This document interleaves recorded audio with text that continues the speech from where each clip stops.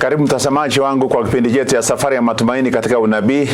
Hii ikiwa ni kipindi ambacho kinaangazia suluhisho la dhambi na jinsi ambavyo Yesu Kristo aliweza kukamilisha kazi hii kupitia kwa msalaba na hatimaye alipoenda mbinguni kufa kwa ajili yako na kwa ajili yangu.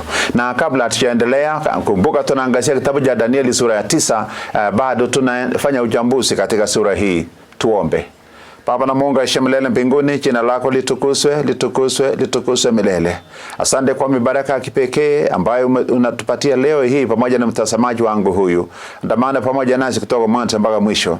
Na tunapoanza kipindi hiki tuomba msamaha na utakaso kwa damu ya Kristo. Pahali popote ambao huenda hatujatenda kulingana na mapenzi yako. Nami pia na mtazamaji wangu huyu msamehe kabisa, umtakase kwa damu ya Kristo. Na utujaze na Roho yako Mtakatifu na utufundishe sasa katika somo hili la kipekee katika Danieli sura ya 7 tuweze kuelewa mpango ya ukombozi na jinsi ambavyo mbingu imeshughulikia sana suluhisho la dhambi na jinsi ambavyo Kristo alikufa kwa ajili yetu na tukatiwa huru kutokana na dhambi zetu sote. Na sasa tuna matumaini ya kuona uso wa Yesu tutakaporudi mara ya pili. Tubariki sasa kutoka mwanzo mpaka mwisho, na jina lako litukuzwe milele Baba, kwa jina la Yesu Kristo aliye mkombozi wetu. Amen. Mtazamaji wangu, nataka nikukaribishe tena katika kipindi chetu cha safari ya matumaini katika unabii. Kumbuka tunaangazia kitabu cha Danieli sura ya 9.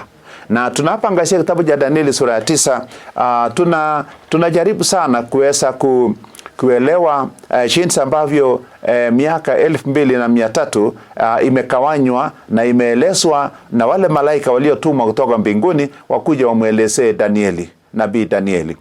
Kumbuka miaka hizi 2300 ambayo imetajwa katika kitabu cha Danieli sura ya 8 fungu la 13 na 14 kuwa ni siku 2300. Enyewe ni miaka 2300 kwa sababu tuliweza kuona kwamba katika unabii siku moja inasimamia mwaka moja. Na kwa hivyo basi siku 2300 ni sawa na miaka 2300. Na tuliweza kusoma katika somo lililopita jinsi ambavyo malaika Gabriel alipoonyesha Danieli katika sura ya 8 na kumueleza, lakini hakukamilisha maelezo yake kwa sababu nabii alishindwa na siri zote ambazo ilikuwa nzito kuhusu kanisa la Mungu baada ya Yesu Kristo kwenda mbinguni, vile kanisa ingeteswa. Na malaika Gabriel alipomuonyesha Danieli njozi hii ilimsumbua nabii sana. Ikawa nzito kwa nabii, akashtuka, akawa mgonjwa, alisirai, na kwa hivyo basi akawa mgonjwa, na malaika Gabriel akarudi mbinguni. Baadaye baada ya miaka 3 malaika Gabriel akarejeshwa tena kutoka mbinguni, akaja katika sura ya 9 ya Danieli. Katika sura hii ya 9 utakuta kwamba mtazamaji wangu, malaika Gabriel anakuja kuelezea kinaganaga kabisa kwa undani jinsi ambavyo mbingu itatekeleza mapenzi yake kupitia kwa taifa la Israeli na kupitia kwa Yesu Kristo.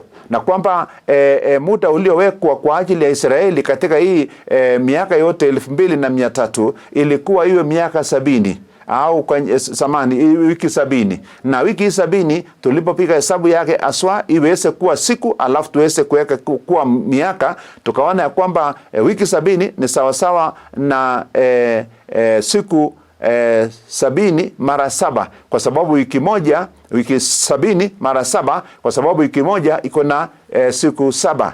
Na kwa hivyo basi ukisema mara 70, wiki 70 mara 7 inakupatia miaka ama siku 490, ambayo ni sawa na miaka 490.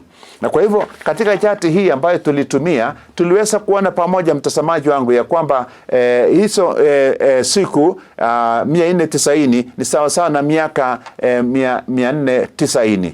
Na hesabu hii malaika Gabriel alimwambia Danieli ya kwamba utaiondoa kwa ile miaka 2300, kwa sababu hizo miaka 2300 yote haitakuwa ya mataifa, bali 490 peke yake itaondolewa iwe ya taifa la Israeli, waweze kutubu dhambi zao, waweze kuja mbele za Mungu na kutekeleza kusudi la Mungu ambalo taifa la Israeli ilitengwa kufanya. Na kwa hivyo mtazamaji wangu, tuliweza kuona kwamba taifa la Israeli haikuweza kutekeleza mapenzi ya Mungu, na kwa muda huu miaka 490 ikaisha. Na kwa kuingia kwa ufupi tu, kwa muktasari tu, kama wanajiunga pamoja nasi kwa mara ya kwanza kusoma chati hii, tutaweka kwa screen ili uweze kuiona vizuri chati hii vile imechorwa, na mimi nitaendelea sasa kuelezea. Katika somo hili la Danieli sura ya 9 inaelezea kwa kinaganaka kwa undani jinsi ambavyo chati hii imewekwa. Ili niweze kuelezea zaidi, nataka kwanza tuingie moja kwa moja katika kitabu cha Danieli sura ya 9, nami nitasoma fungu la 24 na pia nitaenda mbele nisome fungu la sura ya 9 fungu la 24 na fungu la sura ya 9 fungu la 27. Basi nitasoma kwa haraka kidogo. Inasema hivi. Kumbuka ni Danieli 9 fungu lake ni 25. Inasema hivi: basi ujue na kufahamu ya kuwa tangu kuwekwa amri ya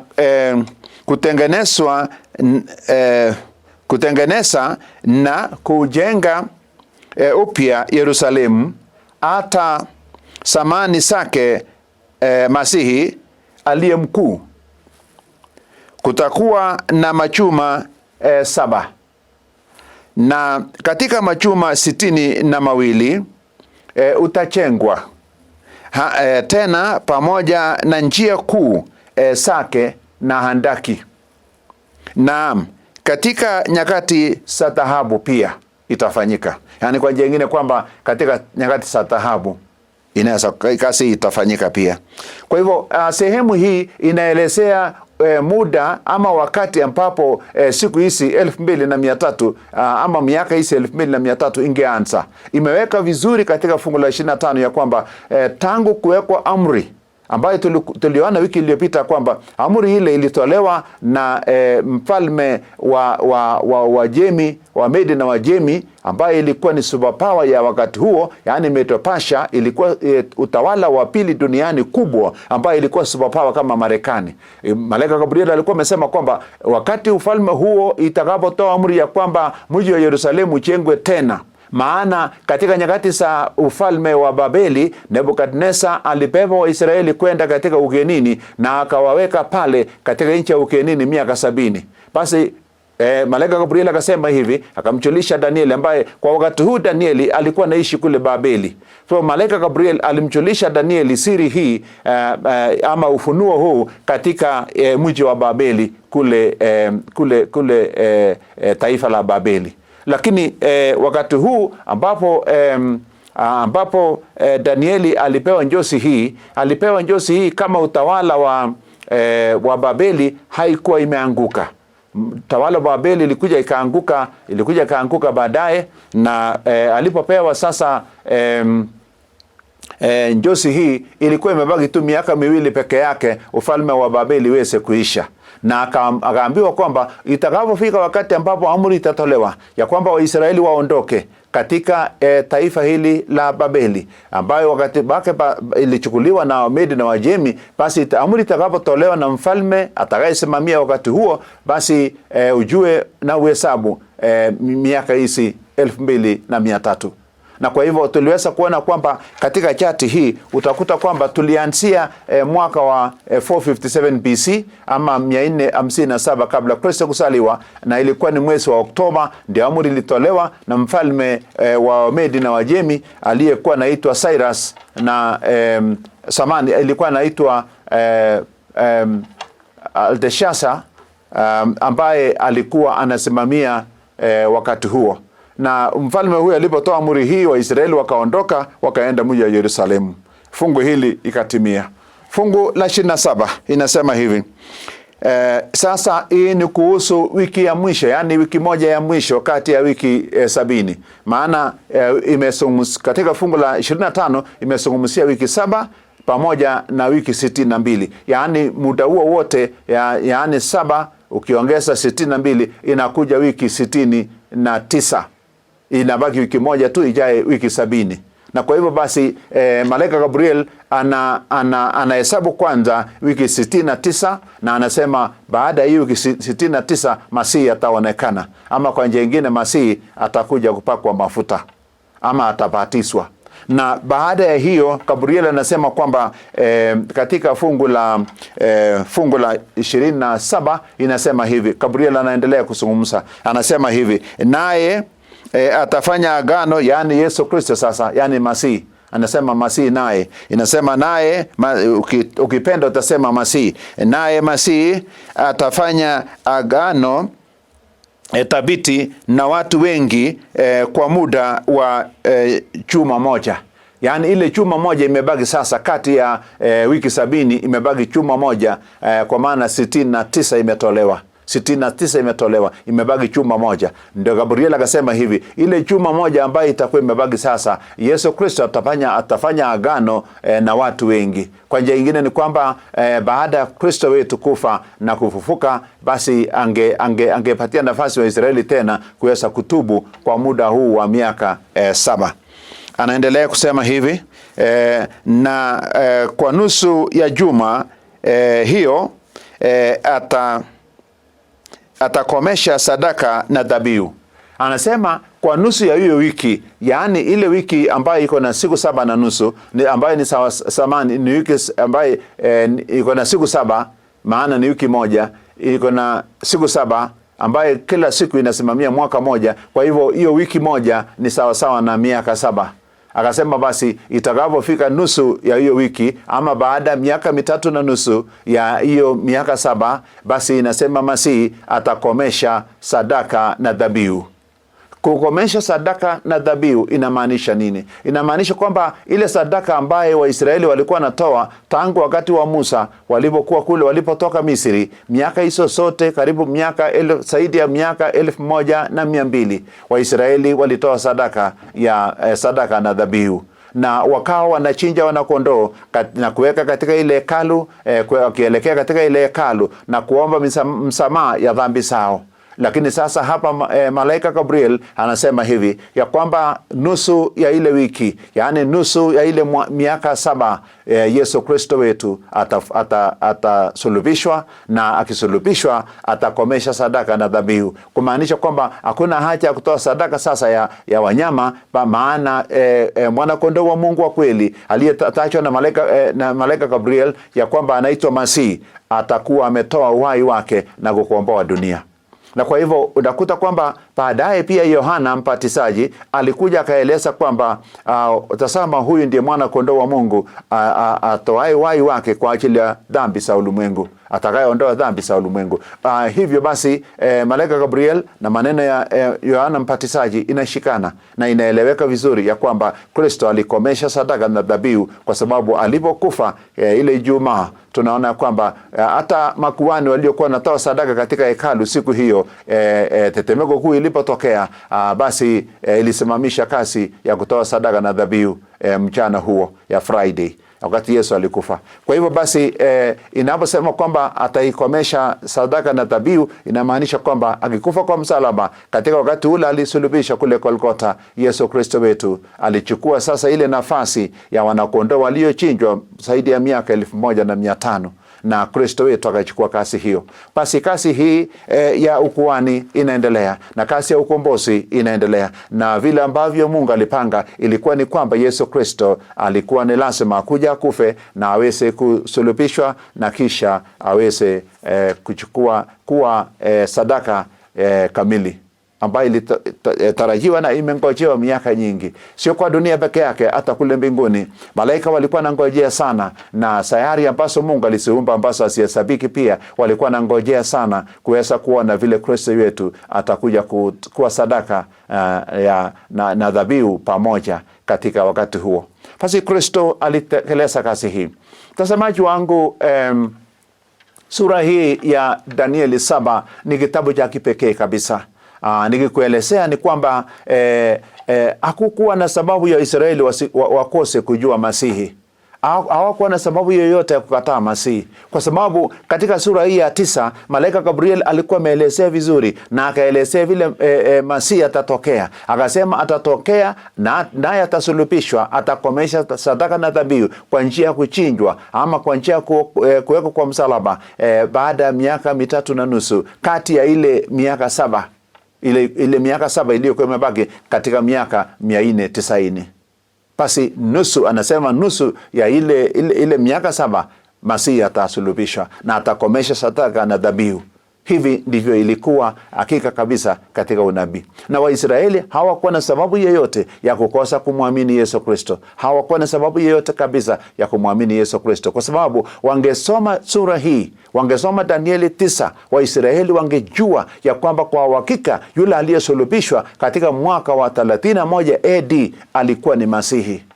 Hata na wewe nataka leo hii ujue na uelewe ya kwamba kwa kweli yule aliyesulubishwa katika mwaka wa 31 AD kwa kweli alikuwa Masihi. Ukiangalia katika mchoro huu ambaye sasa naweka kwa ukuta pia wewe kuiona, mtazamaji wangu, utakuta kwamba ile miaka 7.5 ambayo nilitaja katika somo lililopita, utaona pale ya kwamba wiki 99 ambayo iko chini ya ile mviringo, nusu ya mviringo ya pili ambayo iko ndani ya ile mviringo kubwa ya 490 years, kunaye ile ya 483 years ambayo ni sawasawa na wiki 69.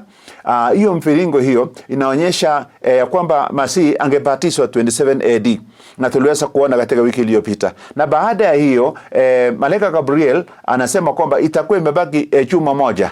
Hiyo juma moja ni sawasawa na siku 7 ambaye katika unabii ni sawasawa na miaka 7. So utaona kule juu nimeandika wiki moja kwa undani, lakini nje yake nimeandika 7 years kumaanisha miaka 7. Lakini sasa thibitisho kamili inatoka kitabu cha Danieli sura ya 9 fungu ni la 27. Inasema kwamba nusu ya hiyo juma, yani nusu ya ile miaka 7 ambaye nimeandika hapo 3.5 years, Masihi atasulubishwa, na akisulubishwa atakomesha sadaka na dhabihu. So ukiangalia pale nimeweka msalaba kuonyesha kwamba hapo ndipo Kristo alisulubishwa, alikuwa kuja asulubishwe. Basi ukitaka kujua ni mwaka gani Yesu Kristo alisulubishwa, utaongeza ukiangalia pale baada ya wiki 69 nimeandika pale AD 27, kumaanisha Yesu Kristo alibatizwa AD 27, na ukiongeza miaka 3.5 itakupatia 31 AD. Na hapo katikati pale msalaba iko chini yake kabisa, hapo utaona imeandikwa 31 AD. Ukiona pale imeandikwa 31 AD, na hapo inasema Jesus crucified. Inasema Jesus crucified, kumaanisha Kristo hapo alisulubishwa. Kwa hivyo basi 31 AD ni mwaka ulio sahihi kabisa kwa Wakristo wote na kwa Wayahudi ya kwamba Masihi alisulubishwa. Yaani mwaka ule Yesu Kristo wetu alisulubishwa. Na hesabu hii inaambatana kabisa na hesabu ya malaika Gabriel katika Danieli sura ya 9. Na unapoendelea inasema kwamba hiyo miaka hiyo nusu ya wiki ile imebaki, Kristo angeendelea kufanya maagano.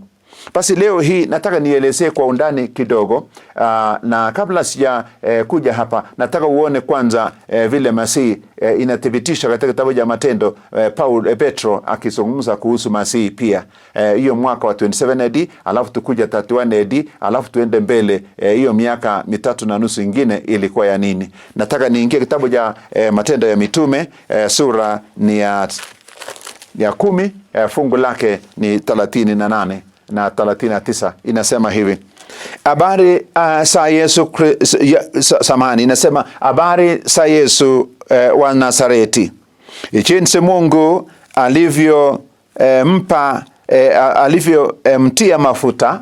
Sikia, Petro anasema jinsi Mungu alivyomtia mafuta kwa Roho Mtakatifu. Kumbuka wakati Yohana alikuwa mtoni kule Yordani, akasema kwamba huyo ndiye mwana kondoo anayechukua dhambi za ulimwengu yote, na hapo sauti ilisikika kutoka mbinguni ikisema, huyu ndiye mwana wangu wa pekee ninayependezwa naye. Hapo katika mtoni jambo hili litendeka, na Petro anatukumbusha kwa kusema kwamba kwa wakati huo Mungu alimtia mafuta Yesu wa Nazareti, na anasema kwamba alivyomtia mafuta kwa Roho Mtakatifu.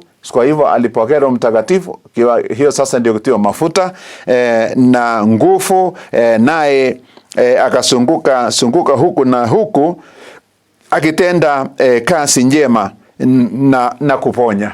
alitenda kazi njema na kuponya. Kwa huo miaka 3.5 ya kwanza baada ya kubatizwa kule mtoni, ile miaka 3.5 ya kwanza, Petro anasema kwamba alizunguka huku na huku akifanya mambo mema na ama kazi njema na kuponya. Aliponya watu wengi, wote walio onewa na ibilisi, kwa maana Mungu alikuwa pamoja naye. Mungu alikuwa pamoja na Yesu Kristo. Fungu la 39, nimemaliza 38, naenda sasa kitabu cha Matendo ya Mitume, sura ni ya 10, fungu la 39 inasema hivi: nasi tu mashahidi wa mambo yote aliyoyatenda katika nchi ya Wayahudi na katika Yerusalemu, ambaye walimvua wakamtundika mitini. Wanasema vile Kristo aliwawa hiyo baada ya hiyo miaka 3.5. Basi mtazamaji wangu, tukisha elewa hii sura hii ya Danieli, sura ya 9 na kitabu cha Matendo ya Mitume ambayo imezungumzia hiyo miaka 3.5 pia, naamini ya kwamba umeelewa sasa kitabu cha Danieli sura ya 9, na umeelewa sasa ujumbe wa malaika Gabriel na ile vile alielezea miaka 3.5 ya kwanza. Narudia tena sura ya 9 fungu la 27, hatimaye niweze kwenda mbele sasa hatua inayofuata. Malaika Gabriel akasema hivi, narudia: naye atafanya agano thabiti na watu wengi kwa muda wa juma moja, na nusu ya juma hiyo, na juma hiyo ataikomesha sadaka na dhabihu, na mahali pake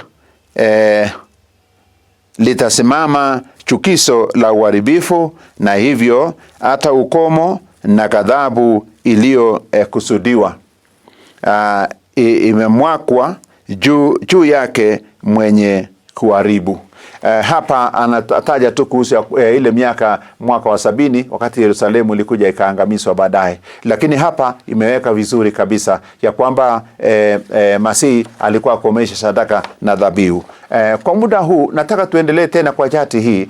Sehemu ya kwanza tumeielewa, tuende sehemu ya pili baada ya msalaba. Ukiangalia pale baada ya msalaba nimeweka miaka 3.5 ingine, hili ikamilike ile miaka 7 ambayo imeandikwa hapa 7 years ikaisha. So miaka 3.5 ingine ilikuwa ni muda fupi sana ambaye iliisha sasa mwaka wa 34 AD. Ukiongeza 3.5 31 AD, 3.5 inakuja mwisho wa karibu mwisho wa 34 AD.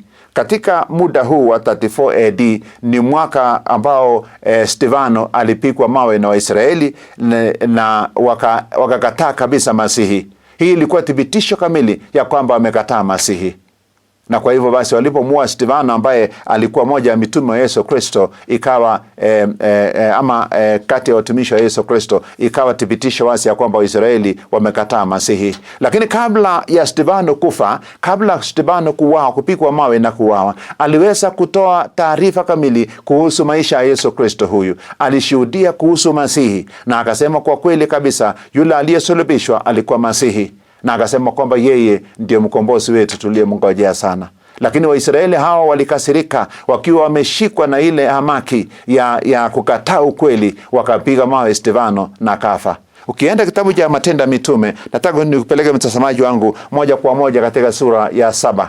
Tasoma sura ya 7 ya Matendo ya Mitume. Nitaanzia fungu la 54 na 55. Tasoma mafungu mawili peke yake kwa sababu ya muda wetu ambayo ni fupi. Nataka uelewe ya kwamba hapa Stefano ametoa ushuhuda wake. Akisha kamilisha kutoa ushuhuda wake, badala wa Israeli kuitikia na kukubali ile damu ya mwana kondoo aliyechinjwa ambaye ni Yesu Kristo, wakakataa. Badala yake wakampiga mawe yule Stefano. Na kabla hajafa Stefano, kuna ushuhuda iliyotolewa hapa na imeandikwa katika fungu la sura ya 7 fungu la 54 na 55. Nami nitasoma, inasema hivi: basi waliposikia maneno haya wakachomwa moyoni. Waliposikia maneno haya, taarifa kuhusu Masihi na jinsi ambavyo Waisraeli walikuwa wamemuua, Na Stefano akamwambia, tuliua mtoto wa Mungu, tulimuua Masihi. Basi walichomwa moyoni. Alafu inasema kwamba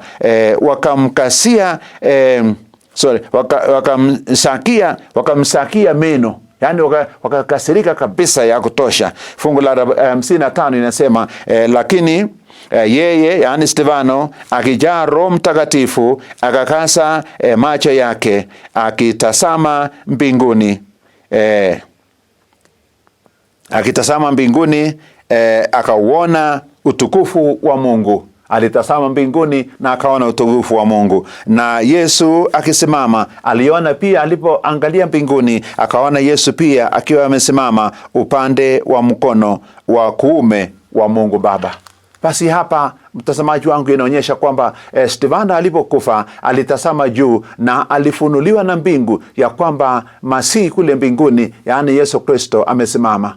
Wajua mtazamaji wangu, kumbuka nilikuambia kwamba Kristo alipoenda mbinguni na akaenda kufa baada ya kufa kwa ajili yetu na kufufuka, akaenda mbinguni, alienda akaanza kazi yake ya ukuhani. Lakini Yesu Kristo, nilikuambia kwamba yeye ni kuhani anayeketi chini, si kuhani anayesimama. Yesu Kristo ni kuhani anayeketi chini, na anaketi katika mkono wa kuume wa Baba, akifanya kazi ya ukuhani, akiomba kwa ajili yako na kwa ajili yangu. Lakini ukiona Yesu Kristo amesimama, ujue ya kwamba sasa amekomesha kazi ya ukuhani.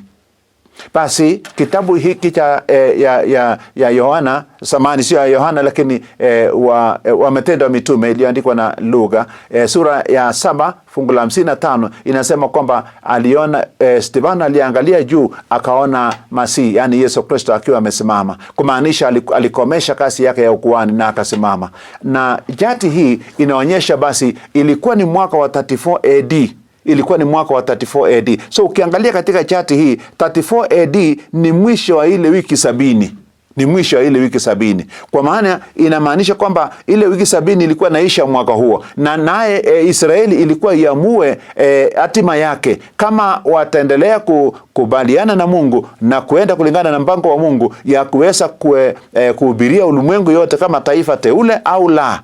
Ikawa ni kwamba walichukua sasa nafasi hii ya kupiga mawe Stefano, na walipofanya hivyo walisakia yeye meno, kumaanisha kwamba walikasirikia yeye na wakakataa ujumbe wa Masihi ambaye ni Yesu Kristo. Na kwa hivyo basi mlango yao ya rehema ikawa imefungwa. Na walipoanza kupiga mawe Stefano anasema, ninaangalia juu mbinguni na ninatazama Yesu Kristo amesimama, kumaanisha kwamba Masihi alikuwa amesimama kwa kiti chake cha enzi katika mkono wa kuume wa Baba. Kusimama kumaanisha alikuwa amefunga mlango wa rehema kwa Israeli baada ya hiyo miaka 490. So baada ya hiyo miaka 490 ilipoisha, Waisraeli walikoma kuwa taifa teule, mtazamaji wangu. Na kwa hiyo basi ilikoma kwa taifa teule, na mpaka sasa Waisraeli si taifa teule tena. Iliisha mwaka huo, na Petro na Paulo wakakuja baadaye wakasema kwamba sasa tunaondoka kwenda kwa mataifa. Lakini ilikuwa mpango ya Mungu ya kwamba tuweze kuwahubiria ujumbe huu na muweze kuokolewa, kuwa wa kwanza kupokea neema za Mungu. Lakini kwa vile mmekataa, sasa sisi tunaondoka, tunaenda kwa mataifa. Na kwa hivyo basi kutoka hapo kina Petro na Paulo na mitume wakaondoka, wakaenda Maina Asia na wakaenda kuhubiri kwingine, na ujumbe ikaondolewa Israeli, na pia ile utukufu ya Israeli iliyokuwa imewekwa na Mungu ya kushikua washikilisi ama wa trustees wa Injili ama trustees wa ukweli, basi ikakomeshwa pale. Na hiyo utrustee wao, ile kazi yao waliokuwa wamechukumu, waliotikwa na mbingu ya kwamba wao wanashikilia ujumbe ama ukweli katika dunia, ikakoma. Na ujumbe huo ikaondolewa, na utukufu ukaondolewa, na Roho Mtakatifu pia akaondoka, akaenda katika Maina Asia, na mitume wakaondoka pale, na ujumbe ikaenda katika nchi za Europa, na Injili ikaenda nchi zingine. Kutoka hapo, mtazamaji wangu, tunapotamatisha siku ya leo, nataka nikujulishe ya kwamba ilifika wakati ambapo Masihi alisimama. Yesu Kristo alisimama, kumaanisha alifunga ile mlango wa rehema kwa Waisraeli. Lakini sasa ninapotamatisha kipindi hiki, ili tuje tuendelee wiki ijayo, tuendelee tukihesabu, tukitoa orodha ya hesabu ya ile siku 290 2300 au ile miaka 2300 katika wiki inayokuja. Nataka uelewe leo hii tunapotamatisha sehemu hii ya kwamba ukweli inapeanwa kwa ulimwengu, na wewe pia umepata na fursa hii ya kusikia ukweli huu, na inafika wakati, mtazamaji wangu, ambapo mlango wa rehema itafungwa. Inafika wakati ambapo mlango wa rehema, yaani wakati ambapo mbingu itasamehe dhambi zako, itakomeshwa. Ujue ya kwamba kuna wakati ambapo Mungu atafunga mlango. Kuna wakati ambapo Kristo atasimama na kufunga ile mlango, na hakutakuwa na nafasi tena kwako na kwangu kuweza kutubu na kuweza kusamehewa dhambi. Na ikiwa ni hivyo, basi tutakuwa tumepotea milele. Tutakuwa tumepoteza uzima milele kutoka hapo kwenda mbele. Kwa hivyo leo hii tunapotamatisha sehemu hii, tuweze kujifunza kutoka kwa uamuzi wa Israeli ya kwamba katika ukweli, unapopokea ukweli, ushikilie ukweli na utembee katika ukweli, usije ukanyang'anywa ile ulio nayo. Maana ikiwa utaachilia ukweli, ikiwa utakataa ukweli, ikiwa utakaa kama vile Waisraeli waliweka mambo yao kwenda kinyume cha mapenzi ya Mungu na kukataa na kuwa na ile hamaki, asira ile ya kukataa ukweli, basi mlango yao ilipofungwa, basi hivyo ni ishara kwako na kwangu ya kwamba hata Yesu inaweza fungwa. Mlango wako inaweza fungwa, mlango yangu inaweza fungwa. Tuweze kujihadhari kabisa katika maisha yetu ya Ukristo, ama katika kumwamini Yesu Kristo. Hii ni nafasi ya kipekee kumwamini Yesu Kristo, kushikilia ukweli, kuweza kufuata ukweli na kuendelea katika ukweli, ili majina yetu iweze kutumishwa katika kitabu cha uzima cha milele mbinguni. Maana kitabu chako na katika kitabu cha mbinguni cha uzima wa milele, jina lako na jina langu limeandikwa. Na katika vitabu vya Mungu mbinguni, jina lako na jina langu limeandikwa. Na kwa hivyo basi, chunga jina lako na mimi nichunge jina langu, ili tupaki katika kitabu cha uzima cha milele mbinguni. Majina yetu ipaki pale mpaka wakati Masihi atasimama, mpaka wakati Yesu Kristo atasimama. Dunia hii haitaendelea kwenye dhambi muda mrefu, mtazamaji wangu. Muda usio mrefu mlango wa rehema itafungwa kwa ulimwengu yote, na Yesu Kristo atasimama, Masihi atasimama, na mlango itafungwa kwa muda usio mrefu kutoka sasa. Maana Yesu Kristo alikuwa amesema katika Mathayo 24 ya kwamba mtakapoona ishara hizi za mwisho za historia ya dunia, mtakapoona vita na matetesi ya vita, ujue ya kwamba nimekaribia kurudi, na kwamba kabla hajarudi atafunga ile mlango. Na ikiwa sasa umeshikilia ukweli huu, shikilia kabisa. Umeamini, ushikilie kabisa, ili sehemu yako ya uzima milele isiondolewe. Lakini ushikilie mpaka siku hiyo ambayo Yesu atarudi mara ya pili, na jina lako litasimama, nawe utaruhusiwa kuingia mbinguni na kurithi uzima milele pamoja nami na pamoja na kila Mkristo anayekubali ukweli huu na atakayeshikilia ukweli huu mpaka siku hiyo, katika imani katika Yesu Kristo. Mungu akubariki mpaka somo lijalo, na tukisiti siku zote kumwamini Yesu huyu mpaka atakaporejea mara ya pili. Ni ombi langu tukifunga. Tuombe. Baba na Mungu aishiye milele mbinguni, asante kwa nuru kubwa ambayo umetupatia pamoja na mtazamaji wangu huyu. Umbariki mtazamaji wangu Baba huyu, na umuongoze na umlinde, aweze kushikilia ukweli wote, na aweze kupaki akiwa mwaminifu. Na jina lake Mungu naomba kwa jina la Yesu, uweze kutumisha katika kitabu cha uzima cha milele mbinguni, iliyoandikwa ya mwana kondoo ambaye ni Yesu Kristo. Na idumu pale mpaka siku mlango wa rehema itakapofungwa, mpaka siku Masihi atasimama na kufunga ile mlango katika hekalu ya mbingu anayohudumu, pahali ambapo anahudumu saa hizi mbinguni kwa ajili ya sisi wote. Tubariki sasa na tuongoze mpaka kipindi kijacho, kwa jina la Yesu Kristo aliye mkombozi wetu. Amen. Amen.